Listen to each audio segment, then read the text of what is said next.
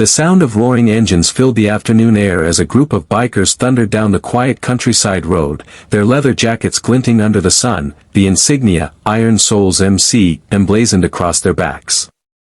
To most people, they looked intimidating, the kind of men and women you'd cross the street to avoid. But what happened next would remind the world that true strength doesn't come from muscle or machines, it comes from the heart. Before we continue, if you believe in kindness, second chances, and the power of humanity, please take a moment to like, comment, share, and subscribe to our channel. It helps stories like this reach more people who still believe in good. It started on an ordinary Saturday afternoon in a small town called Ridgeway. The Iron Souls bikers were heading back from a charity ride, a fundraiser they quietly organized each year for local orphanages and struggling families. Their leader, Jax Turner, a rugged man in his 40s with a beard that carried more gray than black, rode at the front. He wasn't the kind of person who talked much, but when he did, people listened. Behind him rode Mara, a former nurse turned biker after surviving a near-fatal accident that changed her perspective on life. Together, their crew was a family of misfits, bound not by blood, but by loyalty. As they slowed near an old gas station at the edge of town, a piercing scream cut through the rumble of engines. Every biker instinctively hit the brakes. The cry was high-pitched, desperate, the kind of sound that made your stomach twist. From the direction of the nearby park, a small figure appeared, running barefoot along the road. It was a little girl, no more than 7, her blue dress smeared with dirt, her tiny hands clutching a worn brown teddy bear. Her face was streaked with tears, her hair tangled and wild. She was screaming, "Help! Please help! My mommy won't wake up." Without hesitation, Jax threw down his kickstand and ran toward her, the rest of the bikers following. The girl collapsed near him, sobbing so hard she could barely speak. Through gasps, she pointed back toward a trail that led into the park. "She fell, she's not moving." Jax motioned for Mara, who immediately took charge. "Everyone move. Let's go," she shouted, her voice sharp with urgency. The bikers sprinted after the little girl, their heavy boots thudding against the ground. They reached a clearing near a bench by the old pond, where a woman lay motionless on the grass. Her skin was pale, her lips tinged blue. A small purse lay open beside her, its contents spilled across the ground, a wallet, an inhaler, some grocery receipts. Mara dropped to her knees, checking for a pulse. For a moment, she didn't say anything, and the silence felt unbearable. Then she started chest compressions, her hands steady and practiced. "Call 911, she yelled. One of the bikers, Tank, pulled out his phone and made the call while others formed a circle around them, keeping bystanders away. The little girl clutched her teddy bear, trembling as she watched. "Is she gonna die?" she whispered. Jax knelt beside her, his voice gentle but firm. "Hey, what's your name, sweetheart?" "Lila," she said, tears dripping down her cheeks.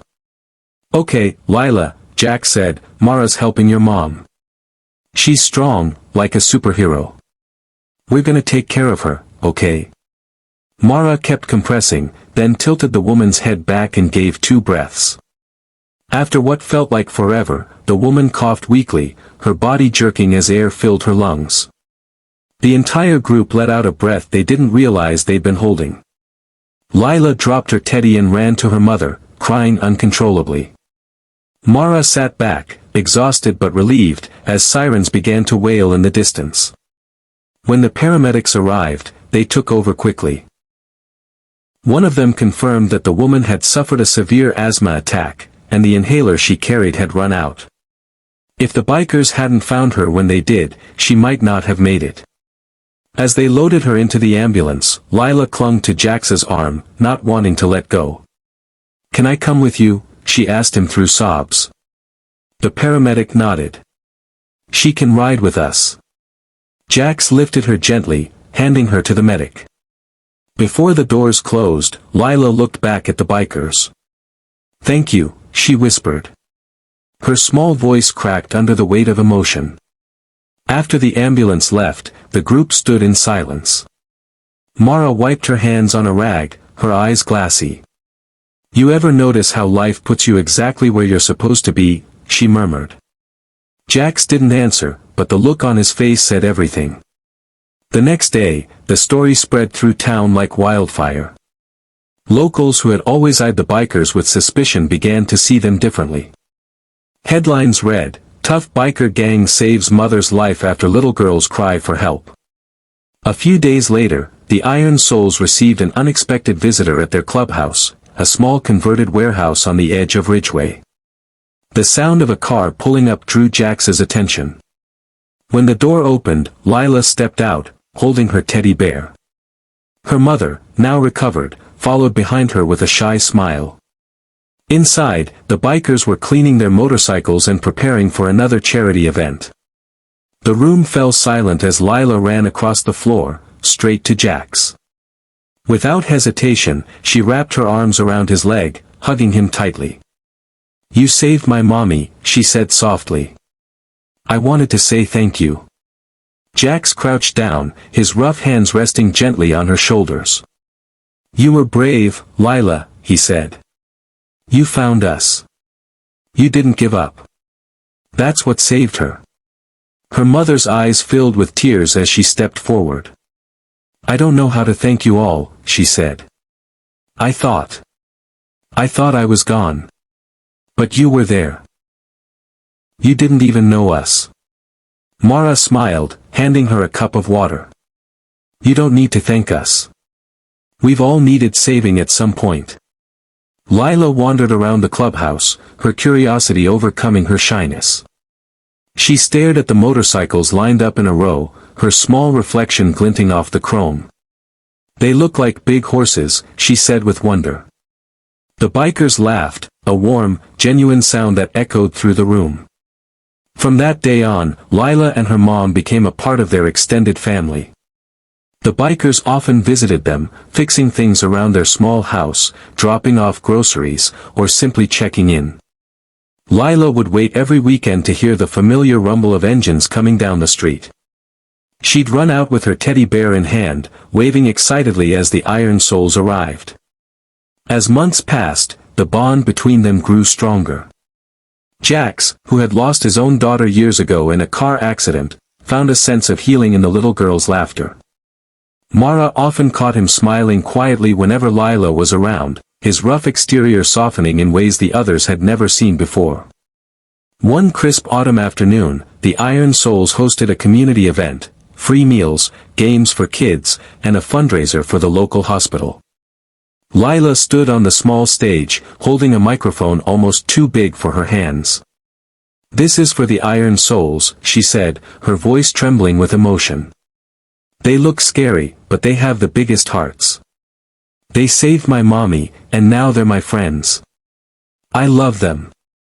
The crowd applauded, and even the toughest biker among them had to look away to hide tears. Jax stood at the back, his eyes misty, feeling something inside him mend. By evening, as the sun dipped below the horizon, the crew sat around a fire outside the clubhouse. Lila was curled up next to Mara, wrapped in one of Jax's old jackets, her teddy bear tucked under her chin. Her mom sat beside them, watching her daughter laugh. A sound she thought she might never hear again.